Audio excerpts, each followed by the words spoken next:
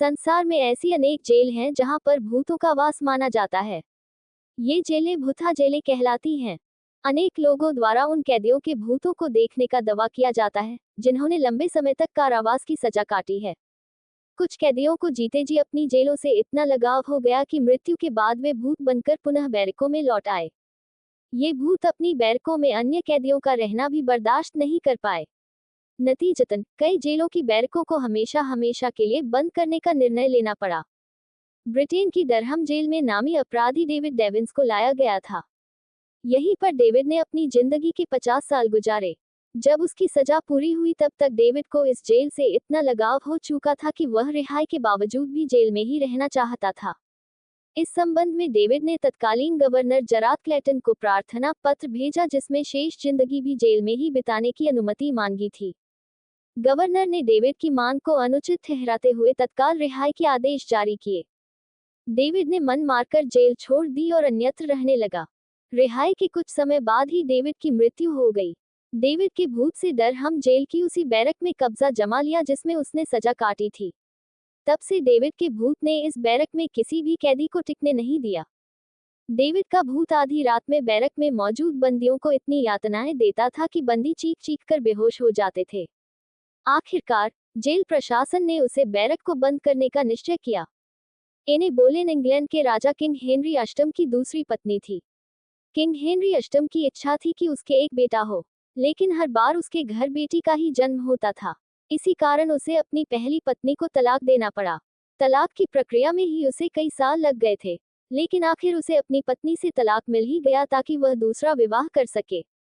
लेकिन दूसरी पत्नी एने बोलेन भी उसे एक बेटा न दे सकी। इससे वह बहुत दुखी हो गया। उसे पता था कि अब उसे कानूनन दूसरी बार तलाक नहीं मिल सकता। इस कारण उसने एने पर राजद्रोह का झूठा आरोप लगाया।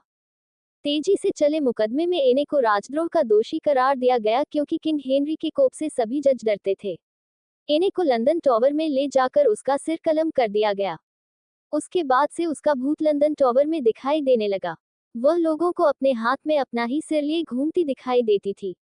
लोगों ने उसे बिना सिर के घोड़ागाड़ी में बैठकर इंग्लैंड में ब्लिकिंग हॉल जाते हुए देखा। वहीं वह जन्मी थी और अपना बचपन भी उसने वहीं बिताया था। अक्सर एने का भूत मौत की सजा दिए गए दिन की बरसी पर ही दिखाई देता था। लंदन टॉवर में ही राजा का हीरो जड़ा ताज भी रखा था जिसकी चौकसी के लिए वहां संतरी लगाया गया था। हालांकि टॉवर में कड़ी सुरक्षा थी, फिर भी एक दिन उस संतरी को आधी रात को वहां एक औरत घूमती हुए दिखाई दी। संतरी औरत का साया देखकर घबरा गया। उसने आवाज देकर उसे रोकना चाहा, लेकिन जब वह नहीं रुकी तो उसने अपनी बंदूक की संगीन उसके जिस्म में सड़ दी। लेकिन वह ये देखकर पसीने पसीने हो गया कि संगीन उस औरत के जिस्म के आर पार चली गई। उसने ये भी देखा कि उस औरत का सिर विहीन वह धड़ चला जा रहा था। खून से सनी गर्दन पर केवल हेट रखा था। संतरी ये देखकर बेहोश हो गया। सुबह उसके अधिकारी ने उसे जगाकर ड्यूटी में लापरवाही बरतने के आरोप में गिरफ्तार करके उसका कोर्ट मार्शल कर दिया गया।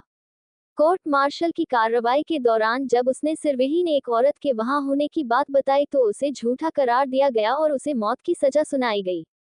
जब उसे मौत की सजा सुनाई गई तो पहरे पर तैनात दूसरे संतरियों ने जज को बताया कि उन्होंने भी लंदन टॉवर में एक औरत के सिरविहीन धड़ को घूमते देखा है। जज ने उनके बयान पर यकीन करके सजायाफ्ता संतरी को छोड़ दिया। साथ ही यह आदेश भी दिया कि उस संतरी की ड्यूटी भविष्य में लंदन टॉवर में न लगाई जाए। इस घटना का वर्णन लंदन टॉवर पर लिखी एक पुस्तक में भी किया गया है। लंदन टॉवर में आज भी वह ताज रखा है। यदि आप हिम्मत वाले हैं तो वह हॉल भी देख सकते हैं जहां कभी एने बोलेन का धड़ दिखाई दिया था।